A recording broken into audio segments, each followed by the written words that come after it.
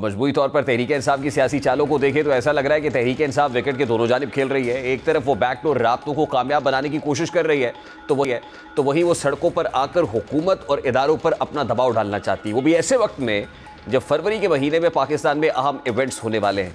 फरवरी में यूरोपीय यूनियन की तरफ से पाकिस्तान के लिए GSP+ स्टेटस का जायजा लेने का इम्कान है।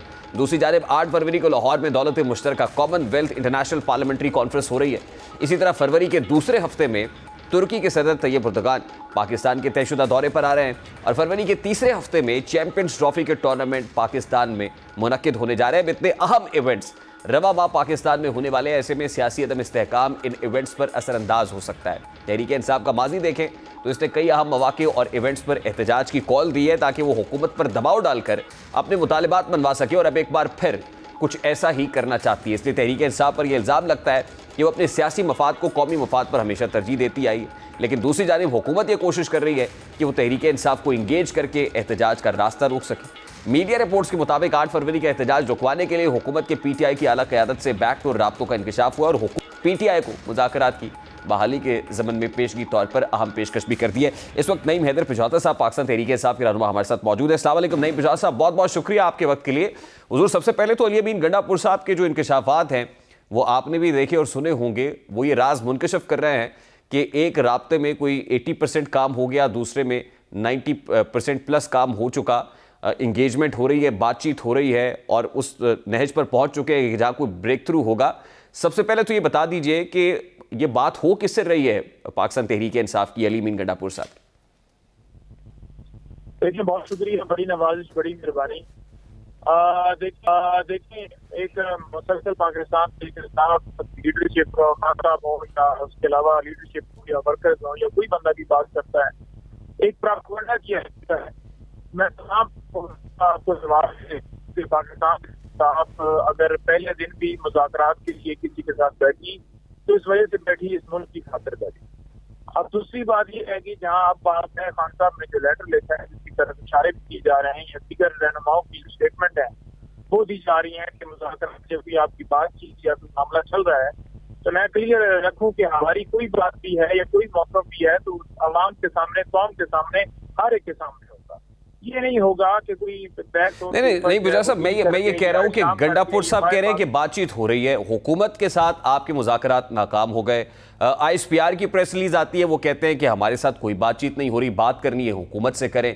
तहरीक इंसाफ के मुताबिक रहनुमा तरदीद करते हैं कि बैकडोर राब्ते, जैसे आप कह रहे हैं कि बैकडोर राब्ते नहीं हो रहे, तो फिर अली अमीन गंडापुर साहब जो 90% काम मुकम्मल कर चुके हैं और वो कहते हैं कि ब्रेक थ्रू के करीब पहुंच गए, ये बात किससे कर रहे हैं सर? देखिए, सिक्योरिटी मामला पर अली अमीन साहब की मुख्तलिफ मीटिंग होती हैं, मुख्तलिफ बैठक होती हैं और वहाँ पर अगर किसी टाइम पर या किसी जगह पर, जैसे लास्ट टाइम गौर साहब भी मौजूद थे और बातचीत हुई जिसकी गौर साहब ने तायद भी की और खान साहब ने भी जिक्र किया, और डेफिनेटली गौर साहब की मुलाकात का मतलब यही है ना कि उसके अंदर पोलिटिकल बात भी है, इस वजह से उन्हें बुलाया गया, ये ऐड किया गया। अदरवाइज सिक्योरिटी के मामला की हद तक अली अमीन खाली अकेली मीटिंग करते हैं, तो कोई अगर इनकार करे तो वो एक उनका ऑफिशियल एक बाहर मौका दे रहे हैं कि ऐसी हम किसी मामले के अंदर इन्वॉल्वमेंट नहीं कर रहे या हमारी कोई सियासी मुदाखलत नहीं है। लेकिन जो लेटर है जिसके 6 नुकात हैं वो बड़े वाज़ेह कर रहे हैं कि आपने क्या क्या किया है, और 6 नुकात मैं समझता हूँ कि उसके बाद तो कोई बात बचती नहीं। आपकी इस वक्त पोजीशन क्या है? बातचीत हो रही है एस्टैब्लिशमेंट से या नहीं हो रही? मेरी जो इन्फॉर्मेशन है या मेरी हद तक, जब खान साहब से साथियों ने सवाल किया था तो उन्होंने कहा था कि हमारी कोई बात नहीं, कहीं पर कोई मीटिंग ये नहीं कि नहीं हुई। हाँ, अगर अली अमीन साहब जो है, क्योंकि वो जो एक सूबे के वज़ीर आला है तो उनकी वैसे भी कोऑर्डिनेशन होती है, वफाक से भी होती है, उनके साथ भी होती है, क्योंकि वहाँ पर जो मामला चल रहे हैं अगर उनकी किसी जगह पर हो रही है या कोई चीज अच्छी है तो वो डेफिनेटली कौम के सामने ये नहीं होता। यानी बैकडोर राब्ता तो हो रहा है ना फिर? नहीं भाई, बैकडोर यानी राब्ता तो चल रहा है। देखिए, अली अमीर साहब ने एक स्टेटमेंट दी है तो मैं तो उसी के तनाज़ुर के अंदर आपको जवाब दे रहा हूँ, लेकिन जो कहीं पर मुलाकात की बात है कि पाकिस्तान तहरीक इंसाफ के हवाले से खान साहब से जब सवाल किया गया था तो खान साहब ने जो मौक़िफ़ दिया था वो भी मैंने सामने रख दिया। और अगर ये अली अमीन की अगर गुज़श्ता 2 दिन में 4 दिन में बाद मुलाकात हुई है तो वो मेरा ख्याल में उन्होंने उस इंटरव्यू के अंदर ये तो नहीं कहा कि मेरी मुलाकात हुई है, लेकिन हाँ उन्होंने ये जरूर बात की है कि बातचीत हो रही है। तो डेफिनेटली उनकी बात अगर किसी के साथ हुई है तो वो उन्होंने मौक़िफ़ अपना दिया है, लेकिन ये कह देना कि कोई छुप के या कोई डील करके या भाग के या कोई वाशरूम के अंदर या डिक्की का मामला, वो बिल्कुल नहीं होगा। जो भी बात होगी मुल्क की खातिर होगी। हम तो एहतजाज जो है वो करने जा रहे हैं। तो सर बरमला इस बात का इजहार करना चाहिए ना कि हुकूमत के साथ आपने बातचीत खत्म की, हुकूमत के साथ बात का फायदा कोई नहीं है, बात होगी तो इस्टेब्लिशमेंट से होगी और इस्टेब्लिशमेंट से बातचीत हो रही है, नंबर 1। नंबर 2 बात ये कि सिक्योरिटी ज़राए से आज ये खबर सामने आई कि जो ख़त खान साहब ने chief of the army staff को लिखा वो ट्विटर पर तो शेयर हो गया है, एक्स हैंडल पे तो शेयर हुआ है, लेकिन हम तक कोई ख़त नहीं पहुंचा, हमें मौसूल नहीं हुआ और ना ही हमें आपका कोई ख़त पढ़ने में दिलचस्पी है। देखिए, जो उन्होंने अपनी स्टेटमेंट दी है उसके मुताबिक डेफिनेटली उन्होंने, मैंने पहले भी गुजारिश की कि एक लोगों में असर जाए कि वो गलत ना जाए या उनका मौका यही जाए कि वो पॉलिटिकल नहीं इन्वॉल्वमेंट रखते, लेकिन क्या आप समझते हैं कि वो इन्वॉल्वमेंट नहीं रखते?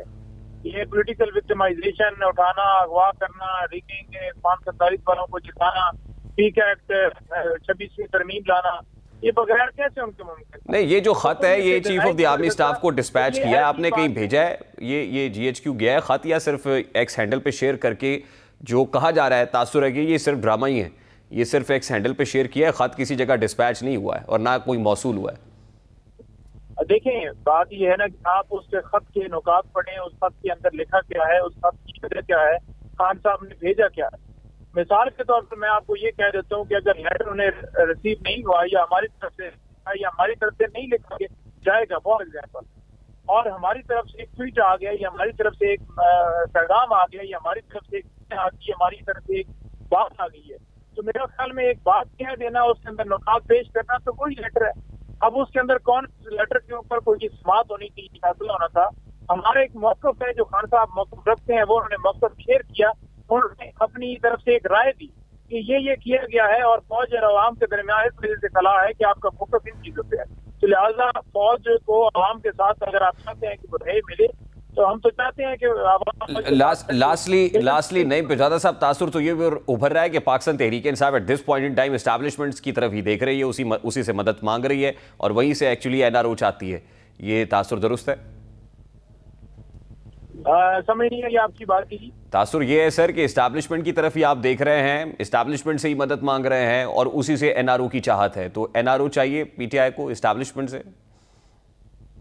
देखिए, NRO से मैंने पहले गुजारिश की है कि वो नवाज शरीफ की तरह करके होते हैं। इमरान खान ने गोलियां खाई हैं, इमरान खान जेल में है, उनकी अहलियत जेल में है, तमाम पार्टी को आप उसके ऊपर क्रैकडाउन किया है, हमारे 1200 से ज्यादा वर्कर्स अभी जेल में है, मिलिट्री कस्टडी के अंदर है। लाइन गालिबन डिस्कनेक्ट हो गई। बहुत शुक्रिया नईम पिजादा साहब हमारे साथ मौजूद थे। पाकिस्तान तहरीक इंसाफ। ब्रेक लेते हैं, ब्रेक के बाद वापस आएंगे। अदालती फ्रंट पे जो चल रहा है और एक representation order Islamabad high court के जजेस ने लिखा, पहले 5 जजेस ने रिजर्वेशन शो किया, आज रिप्रेजेंटेशन भी उन्होंने कर दी है। इस सारे मामले को टेकअप करेंगे।